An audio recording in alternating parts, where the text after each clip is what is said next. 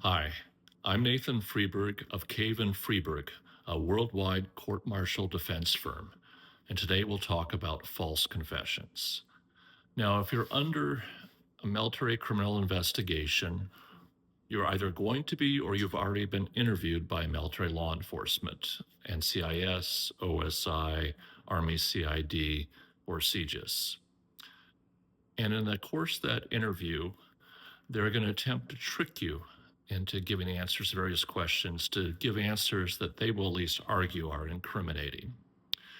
And what this sometimes leads to are what we call false confessions. Statements where service members actually give a statement that appears to say that they're guilty, even though they're not, even though they're falsely accused. Now, how does this happen? So there's this technique in interrogations called the Reed technique, and it's banned by most countries in the world, at least most Western countries. And for example, the FBI is prohibited from using it. But military law enforcement is allowed to use it. They often don't call it that, but that's what they're taught at their school is the Reed technique. And in the Reed technique, they can lie to you. They can pretend to have evidence they don't have. They can tell you your DNA is somewhere, even though you were never there. They can do all of those things to try and get you to make an incriminating statement. And that's called the Reed technique. And the problem with the Reed technique is we know it can lead to false confessions. The most straightforward example is a Navy case from just a couple of years ago, actually at the Marine base at 29 Palms. And in that case, there was a Marine who died, unfortunately, in what was essentially a negligent discharge. And when they first did some witness interviews, people were a little confused as to who pulled the trigger.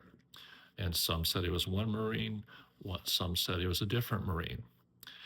And one of the two Marines that people said might have been the one who squeezed the trigger, they took him into an NCIS interview room and persuaded him that he was the one who did it, even though he wasn't. They told him his DNA was there. They told him that he had done this. And this is all within a few hours of the incident. So obviously he's traumatized. Obviously he's not thinking clearly. And following the Reed technique, he told them, yep, I guess I squeezed the trigger. So they put him into pretrial confinement.